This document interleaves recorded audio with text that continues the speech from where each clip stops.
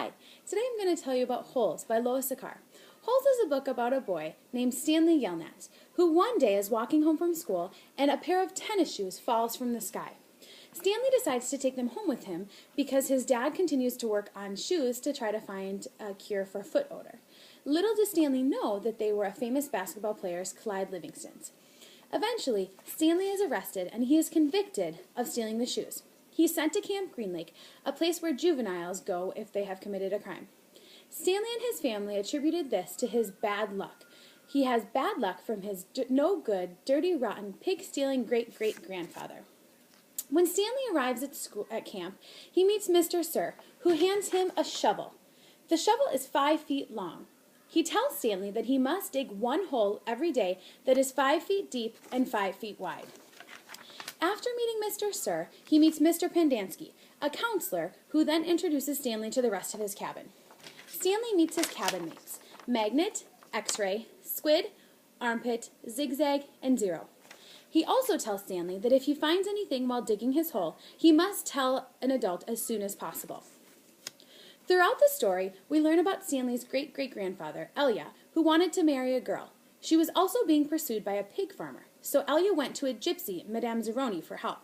She helped him get a pig, but made him promise that after he gave the pig away to Myra's family, that he would carry Madame Zeroni to the top of a mountain. He went to see Myra and give her the pig, but found that she didn't care who she married.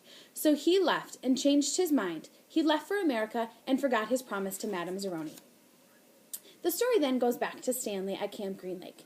One day, while digging, Stanley finds a lipstick tube with the initials KB. He gives it to one of the other campers, X-Ray, because he had promised him that any time he found something while digging, he would give it to X-Ray, so X-Ray could get the day off. Another day while digging, Mr. Sir comes to fill their canteens. Magnet decides to steal Mr. Sir's sunflower seeds while Mr. Sir is filling the canteens. He throws them to Stanley, and they drop in Stanley's hole. Stanley then gets taken to the warden after Mr. Sir finds out. The story goes back again in time to tell about Kissin' Kate Barlow.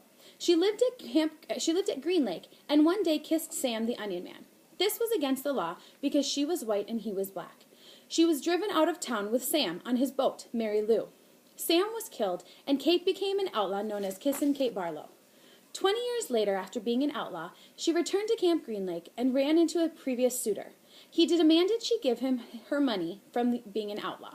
She said no and was killed by a yellow-spotted lizard, a deadly lizard in the area. This will come back later in the story.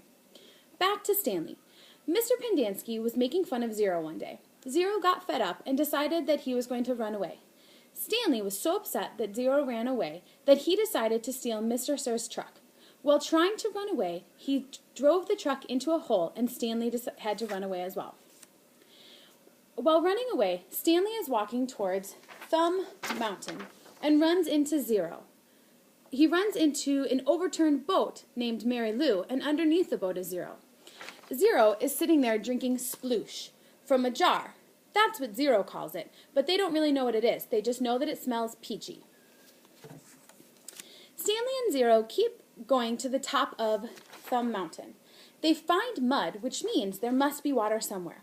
Stanley is carrying Zero because he is so sick. While on the mountain, they find onions, and they start eating them and eventually get better. They decide one day to head back to camp and keep digging because they know there is something there. There has to be a reason that all of the kids are digging. After dark, they start digging, and they find a suitcase. Just as the warden shines a light on their faces, they had been discovered. The warden demands that she gets the suitcase, just as Stanley's lawyer pulls up. Zero points out that Stanley's name is on the suitcase, so it must be his. While in the hole, yellow-spotted lizards surround Stanley and Zero, but don't bite them. This is because they ate the onions, which the lizards don't like.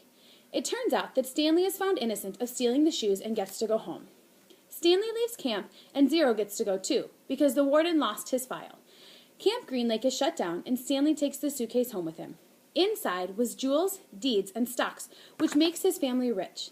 The curse had been broken by the great-great-grandson of Elia Yelnats, because he had carried the great-great-great-grandson of Madame Zeroni up the mountain and fulfilled the family promise. And that is my book talk.